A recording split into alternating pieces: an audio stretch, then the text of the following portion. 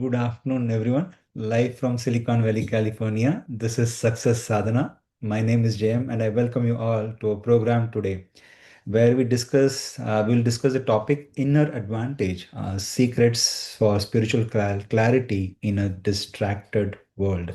With a speaker today, Vaish, veteran Bhakti yogi, author, and former monk.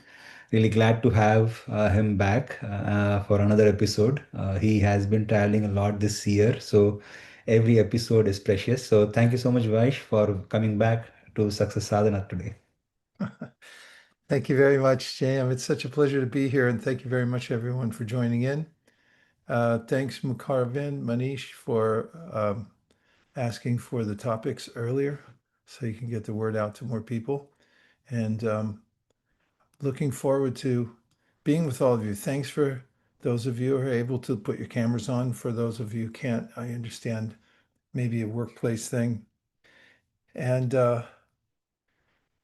yeah, we delve into the idea or ideas that are passed down to us, especially from the teachers who study Bhagavad Gita, which is a commonsensical literature.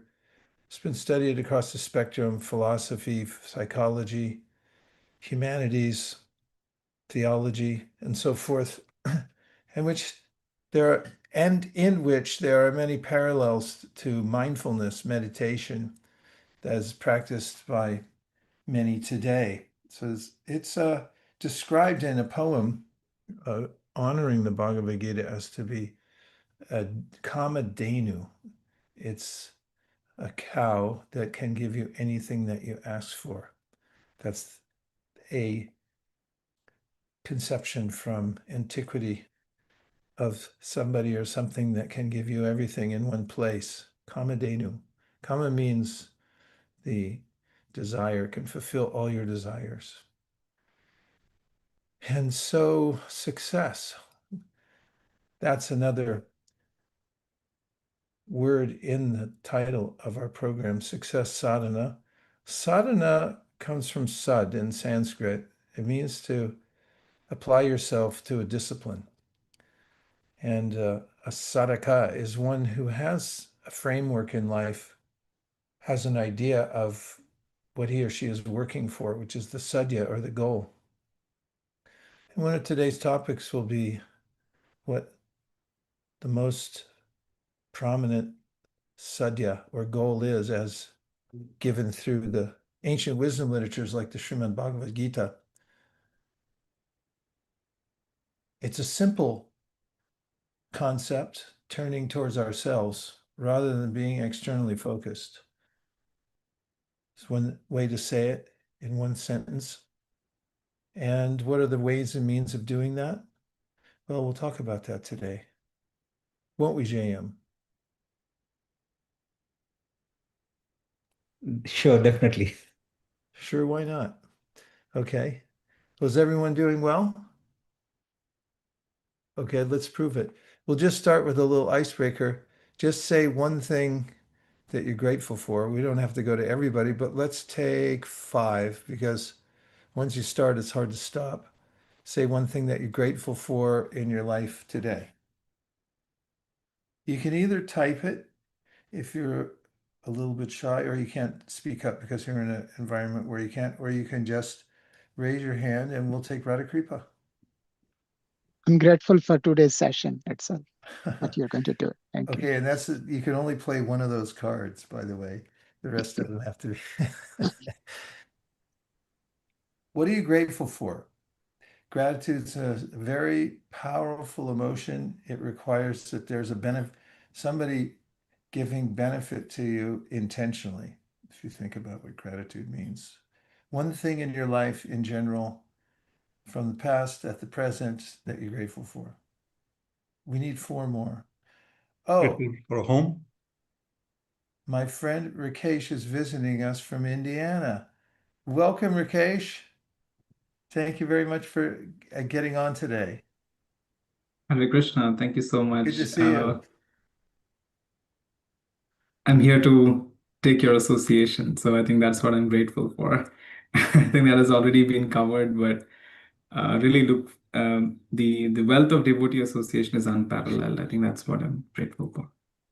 Thank you very much, Rakesh. Fantastic.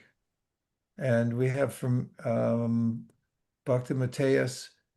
So are you enjoying good health, Mateus, apparently? You look effulgent, so that's good. It's really hot Good here, health. you know. I was gonna say I'm grateful because I have a fan in my room. It's really hot. Are you in Southern California? San Diego, yes. Yeah, it's hot. Heat wave. Grateful for the fan, grateful for your health. How about Manu? What are you grateful for in your family? Just having around my daughter and my husband. What are they doing for you that's making you grateful? I think like one thing that comes to my mind is to love and to be loved. Having people like them Fantastic. around. Yeah, that's the ultimate goal of the Vedic teachings, is to come to understand what love is and to love and be loved. And Nirali. Oh, we have Gautami Krishna Balabanina as for people who create safe space. Fantastic. And Popominivel. I'm sorry. I forgot what your first name is. Patrice. Patrice. Yeah. And Patrice says health as well. What a blessing to have good health. Thank you, Patrice. Safe spaces. Family and life from Nirali, and Chandu is grateful for receiving and providing care. Thank you, everybody. I came to find out yesterday we were doing a little networking and some research projects, and at UC Davis, there's a department, a professor there whose niche study is gratitude. He's a psychologist. I thought that was interesting. We found several professors who've been having conversations with in various places who specialize in meditation and mindfulness. We haven't talked to this person in UC Davis, but he's a peer-reviewed and published professor who specializes in gratitude. That's what inspired me to start off with gratitude today. In the abstracts of some of his papers, I noticed that he considers gratitude an intervention. It's an intervention. There's a way in which we were discussing it the other day, that is gratitude. And I recalled a conversation I overheard. I wasn't eavesdropping, I just happened to hear it. Two people were talking on a street corner, and one was complaining, acrimoniously complaining about somebody else. And the interlocutor who was standing across from him said, well, I'm just trying to be grateful.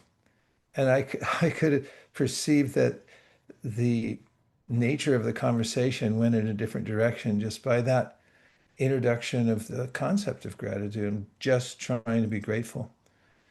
And it is a precursor to the higher states of consciousness, gratitude. Interestingly enough, this program today isn't about gratitude. I just spontaneously brought it up, as I always think it's a good way to start things. In fact, it's a good way to start one's day. And I learned from a really close friend of mine who I travel with a lot. He wakes up in the morning, as soon as he puts his feet on the floor, before he even steps off his bed, he names several people in his life that he's deeply grateful for. And he also, in his morning meditation, starts off by keeping that sense of gratitude in his heart and letting it be a purifying agent before he begins his deep meditation. And gratitude clears the way for clear consciousness. And in for those who practice bhakti yoga, sometimes when they're asked, what is bhakti yoga? They say it's the yoga of love and gratitude. And that's a pretty good definition. So just hearing from you about what you're grateful for makes me feel grateful for many of these things too. Thank you very much, everybody. So let's just take a moment to be introspective. And if you'll sit up, make yourself long and loose. And try closing your eyes for a minute. And just bring your breath into regulation by counting 4 counts on the inhale and 6 counts on the exhalation, and relax, stay long, and stay loose. And count in 4 and count out in 6, and be fully aware of the importance of your breath. Be grateful for your ability to breathe in this moment. And let your mind rest just on the breath.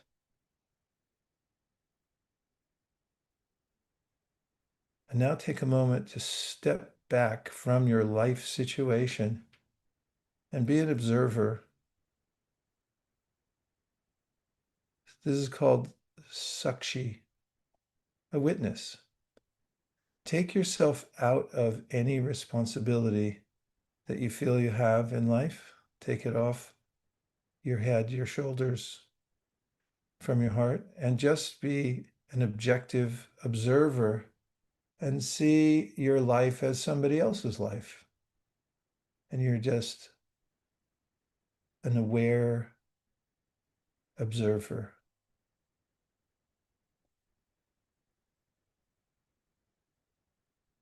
Now bring your awareness to any sounds that you hear around you. Just notice them. You might not have noticed them a minute ago, but you can notice them now. And just note that they're there.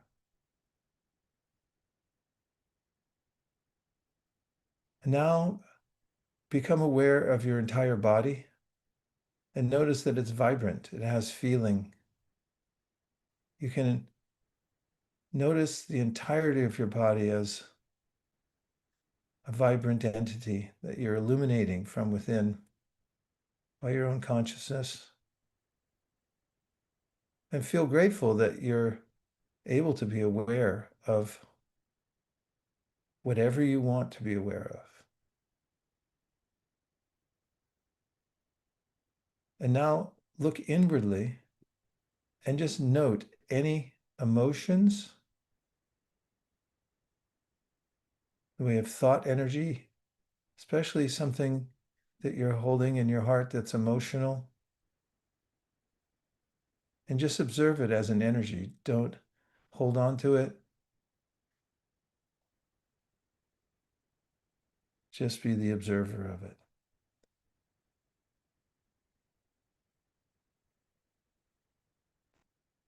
And in the Bhagavad Gita, Krishna mentions how this sort of observation gives one a sense of detachment, equanimity, that things are going on in this world. And we have our own influence, but it's very limited. And we needn't grab onto every thought, every emotion.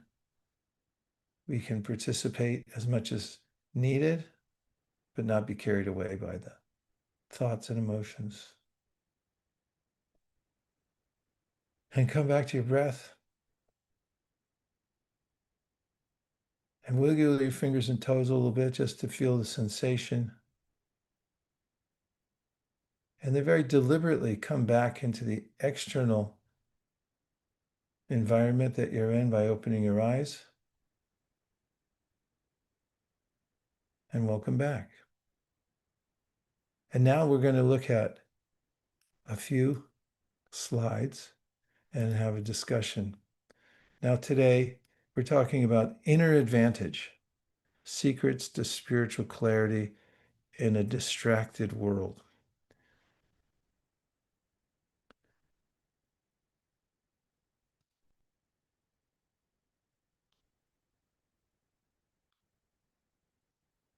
So firstly, I tell you a story. Actually, I wrote down a few notes about this story.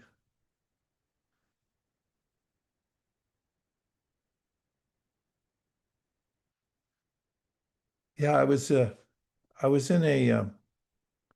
a shop, and I was waiting in line, and I was looking out the window of the shop, and I saw somebody look in the window very intently, and I thought, oh, he's looking at me. And then I noticed he was going like this, like brushing his hair back, and I noticed, oh, he's not looking at me at all. He's just looking at himself. He's just preening himself, fixing his hair. And I suddenly felt a disconnect because I thought, oh, yeah, he's looking at me. Then I realized he wasn't. So we put here about the man in the window. We miss the treasures within ourselves and others because of absorption in our external features. But when we learn to witness, to take joy in witnessing our own consciousness, then we can be satisfied anywhere, at any time. Let's go to the next slide. There's this poem, The Man in the Window. I saw a man through a store window. His eyes met mine, or so I thought. I raised my hand in greeting, but he was only watching his own reflection. My heart sank. So it is with me. I move through a world of enchanting souls, yet miss them all, fixated on the ego's mirror, showing only me. Polishing an image, I lose the real. The treasure is near, but hidden by the shimmer of a false identity. In stillness, I discover the quiet wonder of being the one who sees. And so there's a way in the Bhagavad Gita where Krishna talks about how self-realization begins with realizing we're not just a material body and mind. There's something behind it. I used to say you're not your body, you're not your mind, but a colleague of mine recently said, that's a little too extreme because we feel so much the identification with the body. It's practically jarring to tell somebody you're not your body. It's like, how can I suddenly process that? So he said, I'll just give you one little adjustment. He said, you're not just your body or mind. And that's justifiable in the Bhagavad Gita. Krishna talks about the Atma, and one of the Sanskrit dictionaries defines Atma as the body, the mind, and the self. The self, called the Atma, is the conscious entity within the body. Truthfully, they're different energies. And part of that energy is called the ahankar. It's an interesting mechanism that helps us to relate to our context in the material world as a physical being. Truthfully, we're not physical beings. We're metaphysical. We're beyond the body. But how would we connect to the body? It's analogous to whatever mechanism is used in virtual reality when you connect through some apparatus so that you can see an alternative reality and interact with it. So false ego is there. But just like one can become absorbed in such a virtual reality as to forget oneself at one's own peril, we can similarly forget our own selves by being misguided by our own false sense of identity called ahankara, or false ego. Much more to say about that, but I'm going to pause here just for a second. Can you bring us back to the room? We're all warmed up because we talked about gratitude, but just any reflections. I'll only ask for two from somebody who hasn't spoken yet. Anything that you heard so far that stuck in your mind? Doesn't have to, it can just be a repeat of what we said, or anything that connected to any of your own realizations.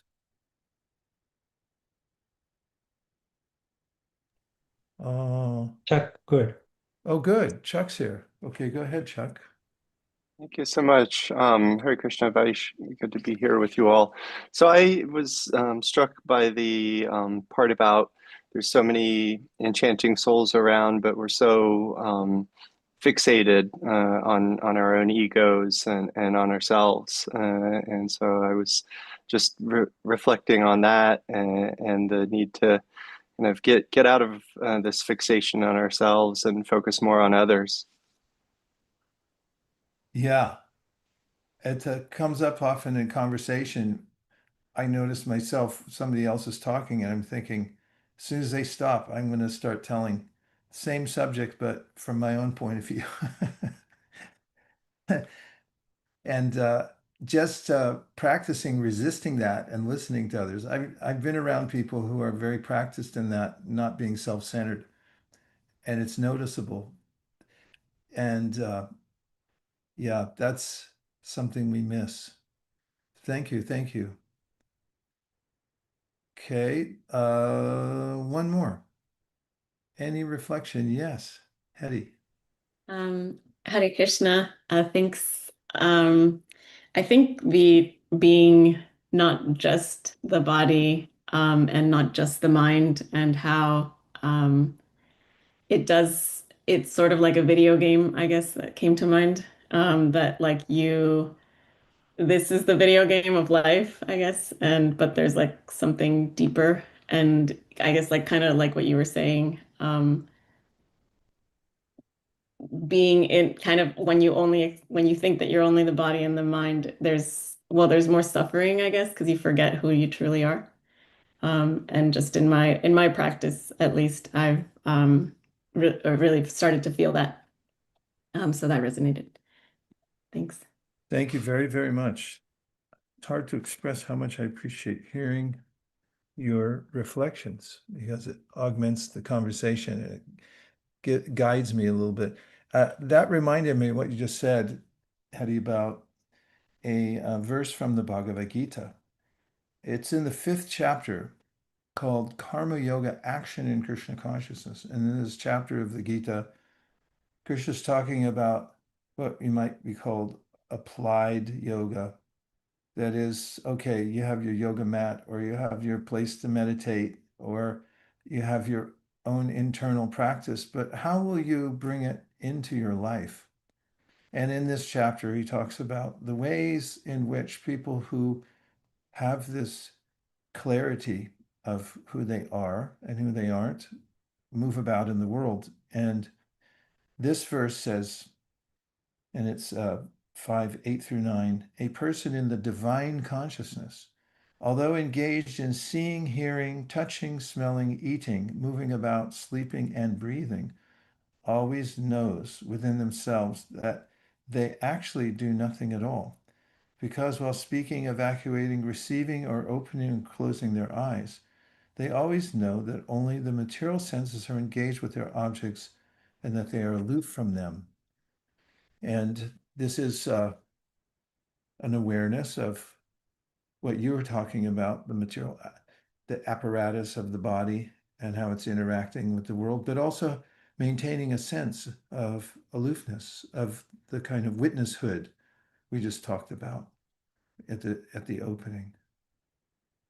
Thanks for sharing. And JM, there's one more on the board. It looks like Ricky Yes. put something up.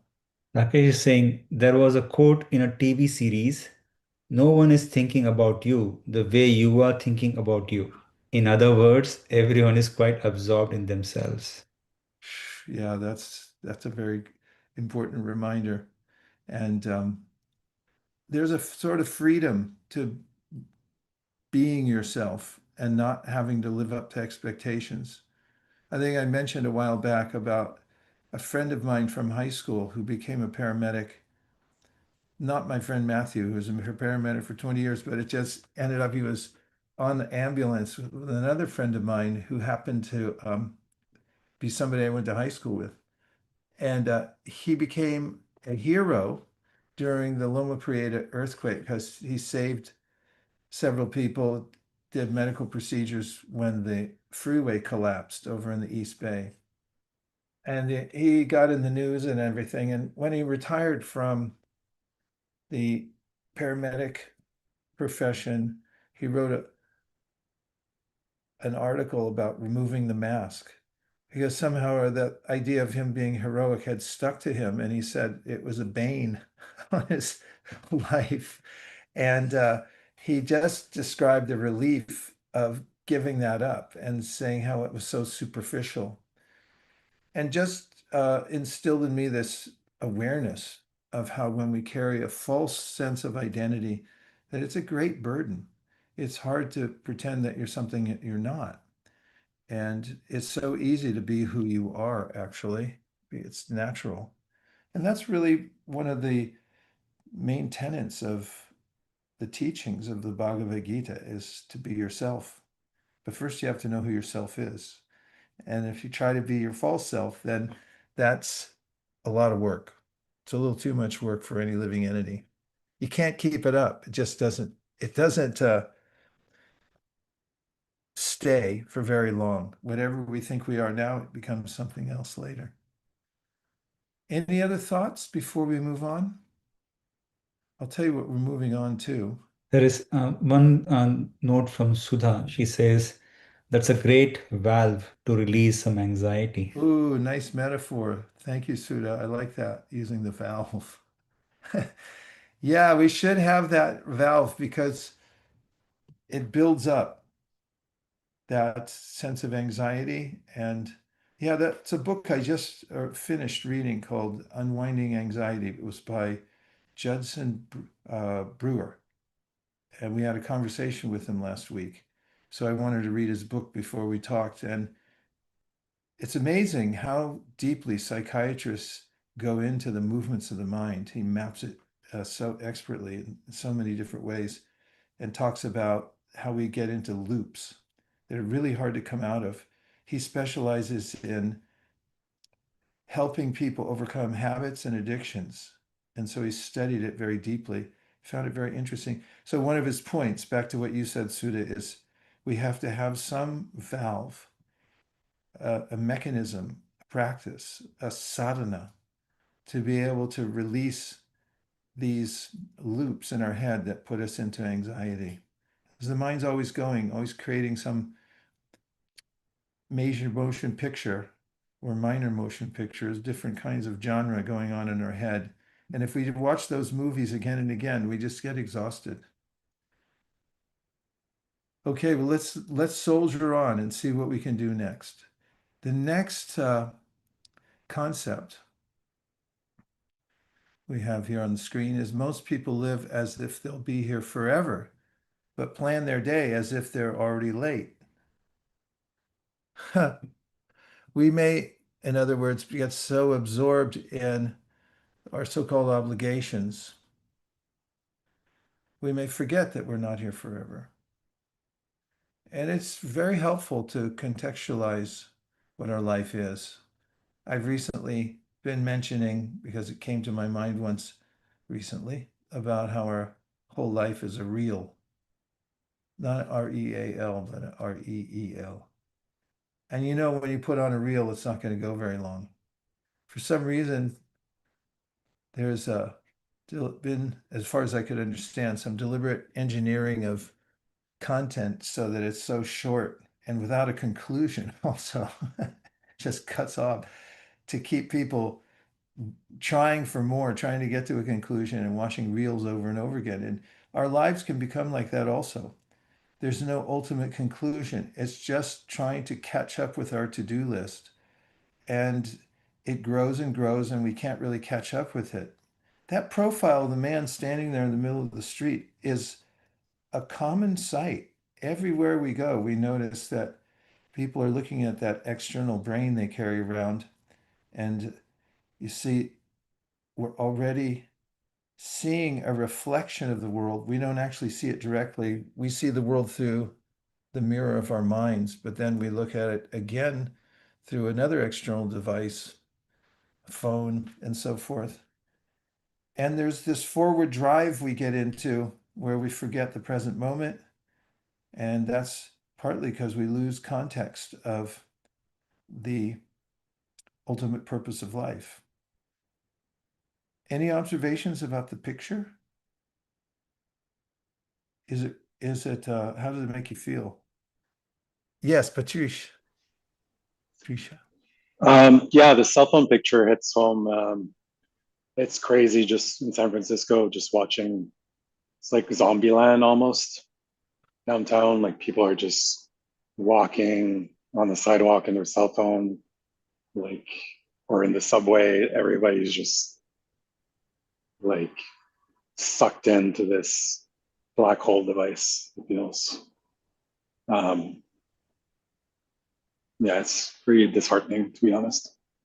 Yeah, I love your terminology. Black hole sucked in. And this is, not just the external device, but the mind, our own minds are an external device provided to us. And this is one of the concepts of the controlled mind versus the uncontrolled mind. When we're able to regulate our mind and also have a way to be aloof from our mind's ideas and emotions. The emotions arise in a different energy center, mostly in the heart region. This is what Krishna describes in the Bhagavad Gita as the first symptom of becoming self-realized. I'll read that to you. It's in the second chapter of the Gita, one of my favorite sections because it's so straightforward. This is a conversation between Arjuna, who's a warrior, and a great one at that, and Krishna, who's his chariot driver. And Arjuna loses his nerve to fight. And it's a righteous battle taking place. So he turns to his chariot driver and changes his relationship with him and says, please become my teacher because I don't know what to do right now. So he asks this question. He says, this does Arjuna, "O Krishna, what are the symptoms of one whose consciousness is thus merged in transcendence? How does such a person speak? What is their language? How do they sit and how do they walk?" And in the next verse, Krishna replies, when a person gives up all varieties of desire for sense gratification, which arise from mental concoction, and when such a person's mind, thus purified, finds satisfaction in the self alone, such people are said to be in pure transcendental consciousness. And this verse describes how it says, Prajahati adakaman sarvapartha manogatan. So the words here in Sanskrit are that Prajahati means being able to create a little separation from something, to be able to pull back. Like, have you ever been in a situation where somebody made you angry? Please say yes, because it's happened to me. Happens to me like multiple times. So yeah, anger is a all-consuming kind of energy, and it can start as a little fire and turn into a conflagration. It can destroy our whole lives. So many examples of that. And so an urge like anger might come up in a certain circumstance. A person who's self-realized would be able to contextualize that immediately. In other words, because of their own inner work, when they see that emotion come up, they say, oh, that's not me, that's something else. They don't get consumed by it. They don't get pulled by it. And so prajahati means they're able to stand back from it and not embrace it. The anger's there, but it's like, it's not me. That's something else. Prajahati adakaman sarva partha manogatan. What's more, there are a lot of sarva. Kama means there are all these emotions and desires that are being manufactured by the mind. And if you think of a conveyor belt that's coming and bringing these things one after another, what he's saying here is the person who is becoming self-realized isn't obligated to grab them all and take them along. Then the next part is Atmani. Atma means the self, but in this context, it means our higher self. And what I mean by higher self in the parlance of the Bhagavad Gita, there's a hierarchy. Lowest of all are the senses. Check and see if you have any senses. It's kind of very interesting to inventory your senses because we take them totally for granted. Like I'm looking around right now, it's like, yeah, I can see stuff. It's like, how are you seeing something? It's amazing, actually. And your hands are considered senses. These are called karmendriyas. Indriya means senses and karma means work. So you can do work with your hands. That's quite amazing. I mean, how am I doing that? And so there are these working senses and knowledge gathering senses, hearing, seeing, tasting, feeling, and so forth. So those are on the hierarchy, those are the lowest. Then above that, there's the mind. The mind is also considered a sense. It's called the sense within. But what it does is it collates or holds all of the impulses that are coming from all the senses in one place. But above the mind is the intellect. So this is a very precise definition of the body that we have given in Sankhya, in which you count all the elements and all their ways of working. And so the buddhi or the intelligence is the one that then discriminates. You look at all the things that are there in the mind, and then it creates, according to the condition of the intelligence, it makes its best choice. Now, if the intelligence becomes degraded by the lower modes of nature, we make really bad choices. In other words, we can do all kinds of things with the information that we have in our minds, but we can do really bad things with it too. So above the intelligence is called the Atma. And the Atma is non-material.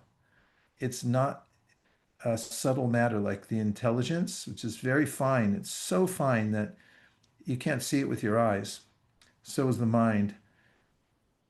And then the senses, of course, for the most part, you can see. You can't see the mechanisms behind them so well, but the soul is a different category of energy altogether called consciousness, which is different from the inert matter that everything else is made out of. So, back to the point, Atma. In this context of the verse, Atma means that self that's the actual seer. Your eyes don't really see. You're seeing, this is just an instrument and that's taking in the information from the outside world and then goes through the apparati that I just mentioned, and then you interpret it. And then you actually see it as the soul, the Atma. And then he says, Tushta.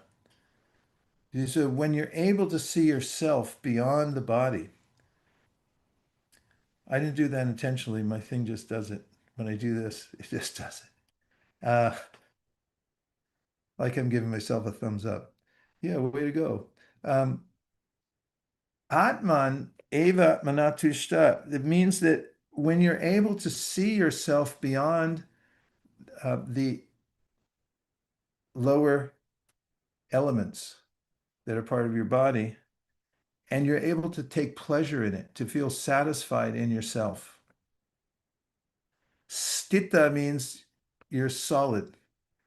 Prajna. Stita prajna means you're situated properly in consciousness.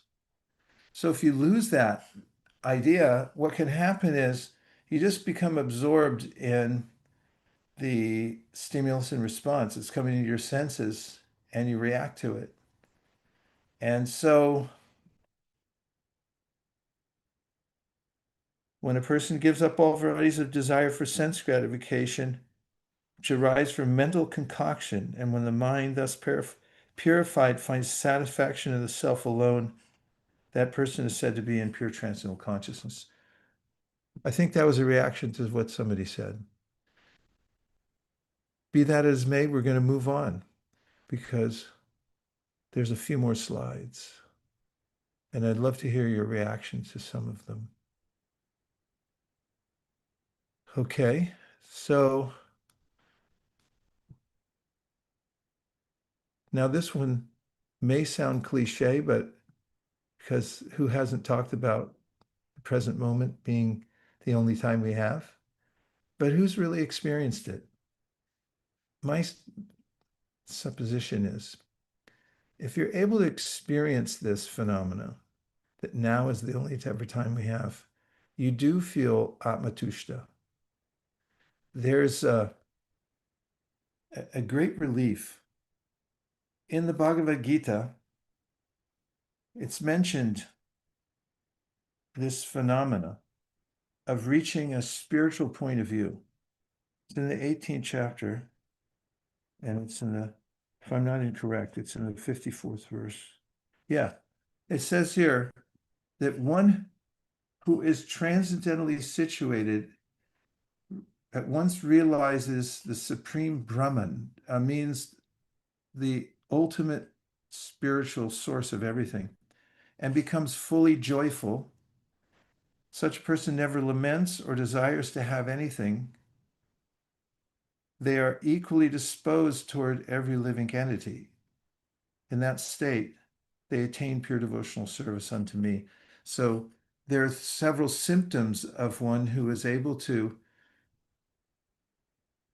step into the present moment that is not be carried away by the pullings of the mind. One of the pullings is lamentation. I think about the past and wish I could fix it. You can't.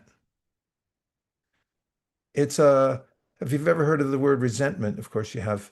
If you look at the word resentment, resent, it means there are things that happened already and you're resending them. Nobody likes regifting, right? Stop sending yourself these crummy gifts over and over again. Don't push the button.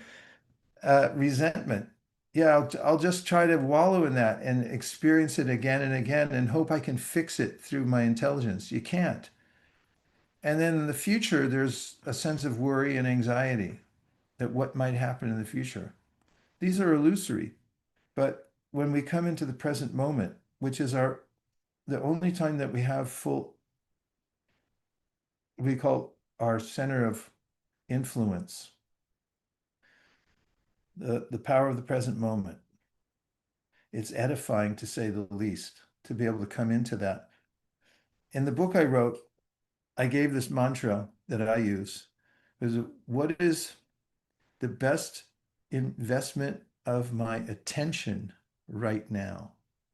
And if I ask myself that from moment to moment, what's the best investment of my attention right now? It pulls me back into that present moment. Because that's all we have. And the other ideas about the future, about the past, these are the little movies we're playing in our mind. There's a movie about the past, there's a movie about what might happen in the future.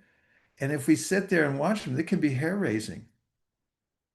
If you've ever watched a movie that caused your hair to stand on end, we're playing them for ourselves again and again. And not just one, we move from one to the next. And this keeps us entranced in illusion. It's illusory because it's a concoction by our own minds. So there's actual there is a realm of self-satisfaction. And if you noticed from the verse I just read, Brahma Bhuta Prasannatma. Prasannatma means you feel joyful. But it's not joyful because you gain something from a bodily concept of life, meaning that, okay, I just found out I had $100,000 I forgot about. Okay, I'm joyful for a second. And then you think, yeah, but I owe all that in taxes anyway. I think I'm still broke. I still don't have any money.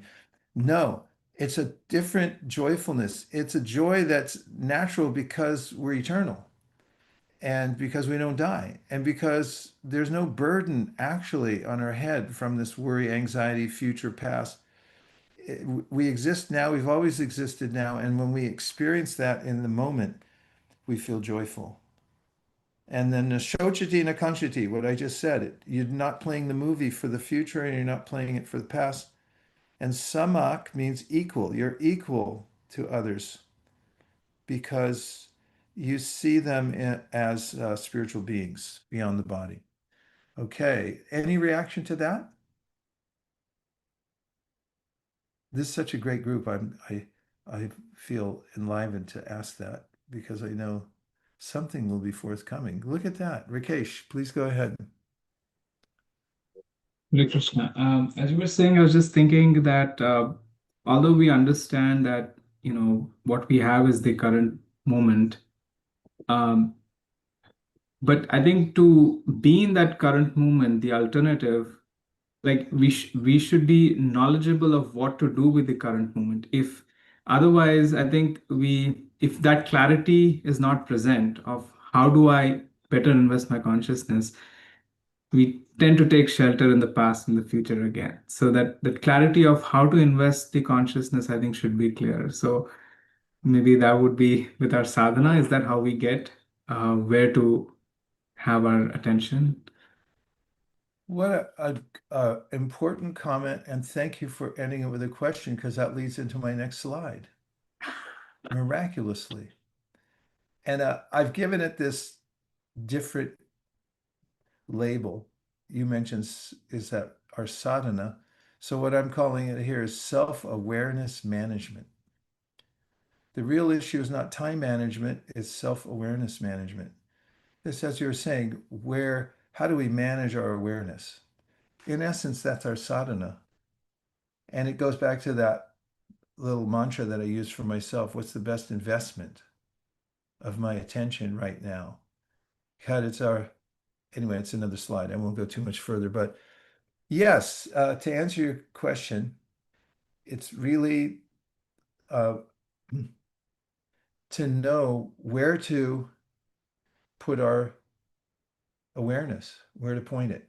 First thing is to become aware, and this is congruent with Judson Brewer's writings in psychology. He talks about before you can get out of a habit loop, the first step is awareness. You have to be aware that you're in one. Otherwise, you don't come out of it. Like with a movie, sometimes you don't even know you're watching a movie until somebody turns on the lights.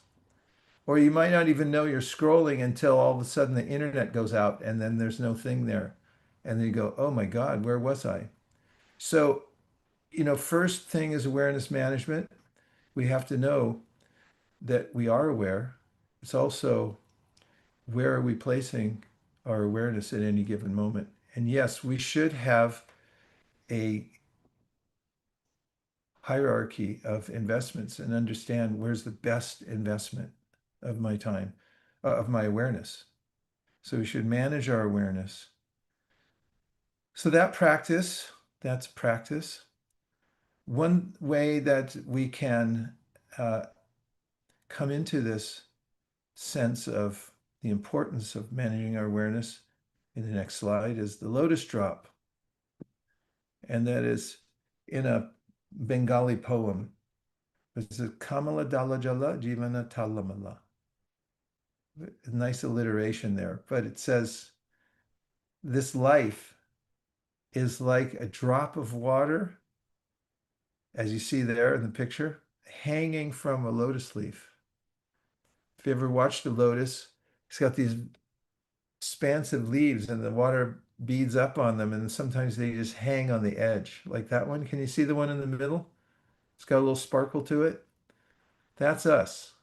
We're hanging there. And if you sit there and have your lunch and just watch it and say, when's that going to fall off?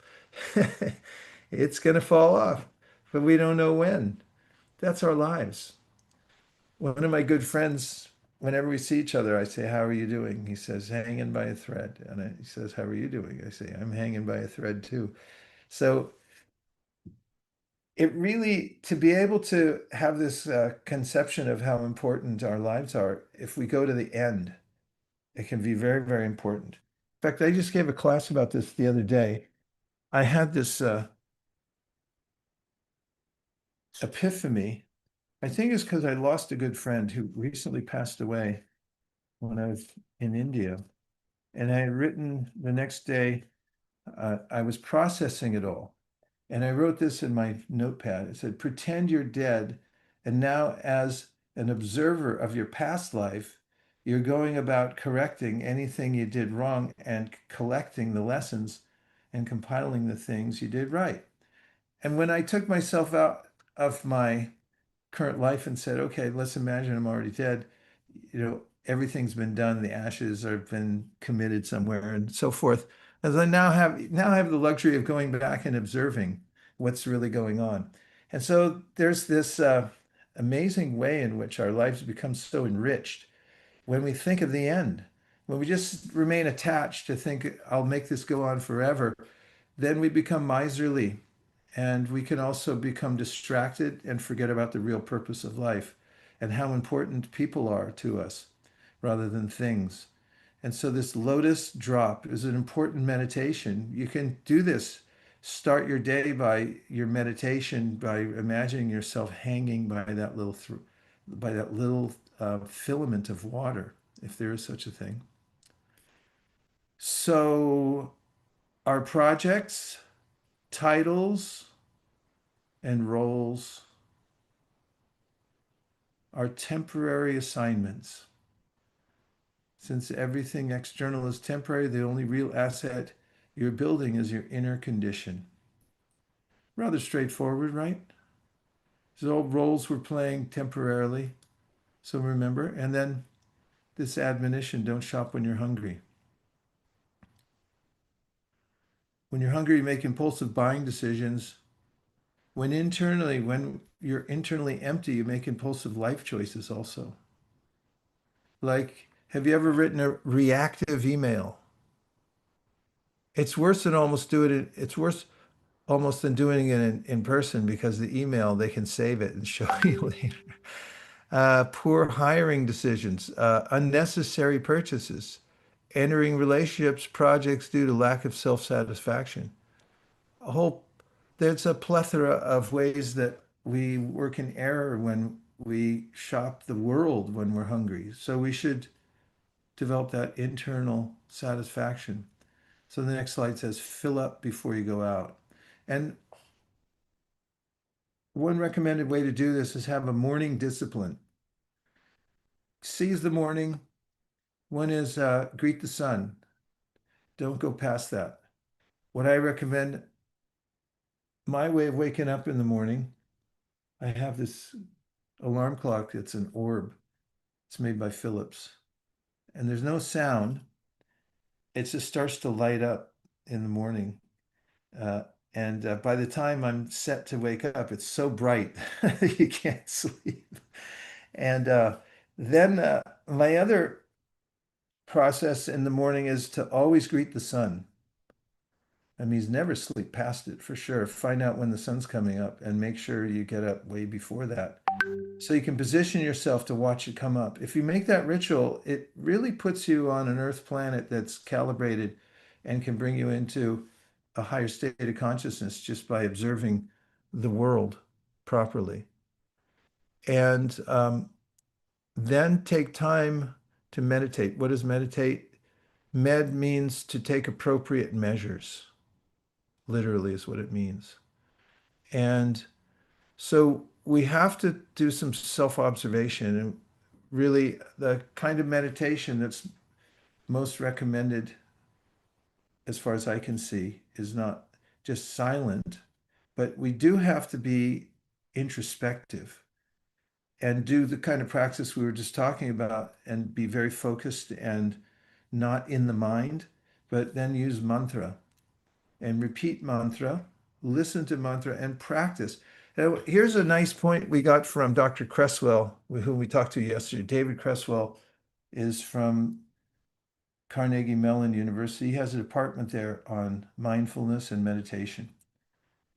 And one of his main points is, because he teaches meditation so much, is to be okay with discomfort.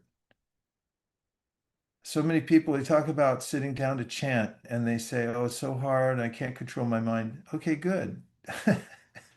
Suffer a little bit. there's a fruit to that suffering. Be okay with being bored, or the way he puts it, benign discomfort. And then practice, because this is the inner work that's necessary to feel full.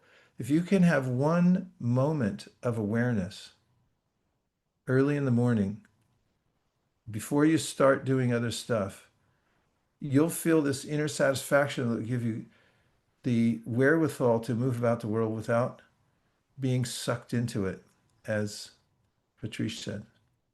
And then read.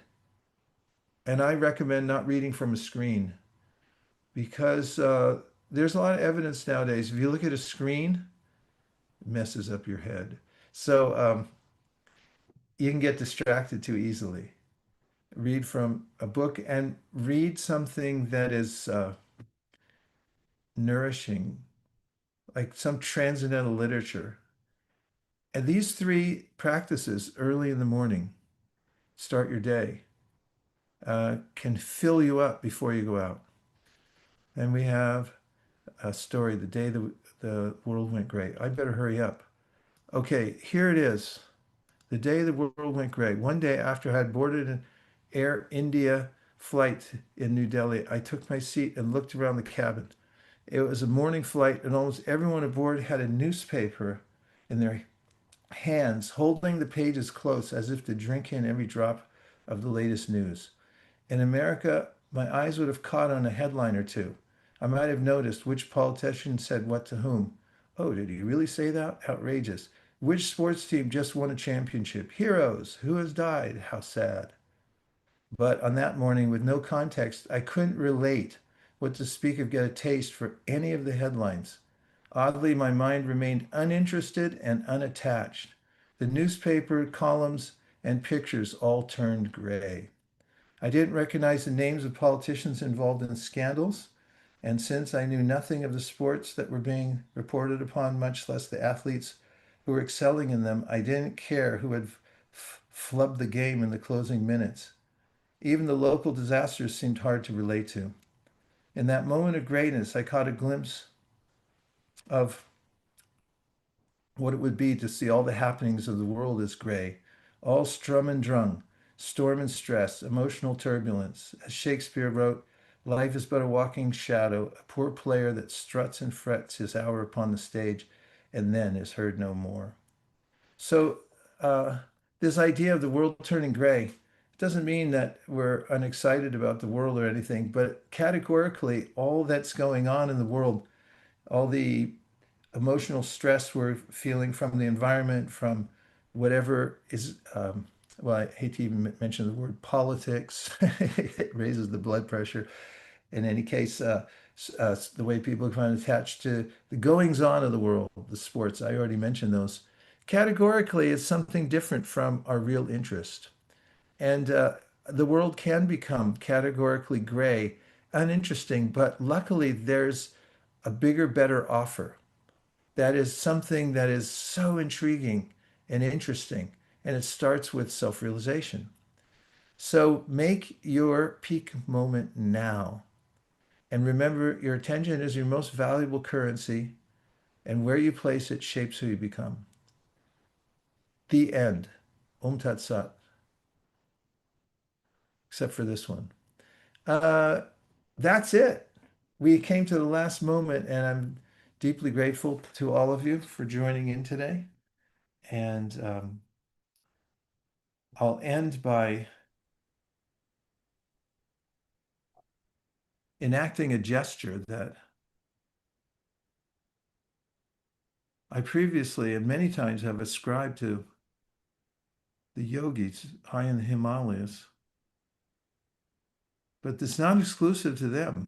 With a little more research, I found out even thousands of years ago, sages at Naimisaranya would greet each other and bid farewell by putting their arms in the air and saying this phrase, which is Hari Bol. Hari means the supreme who takes away all of one's obstacles, and Bol means to say, and it's just a really nice way to depart.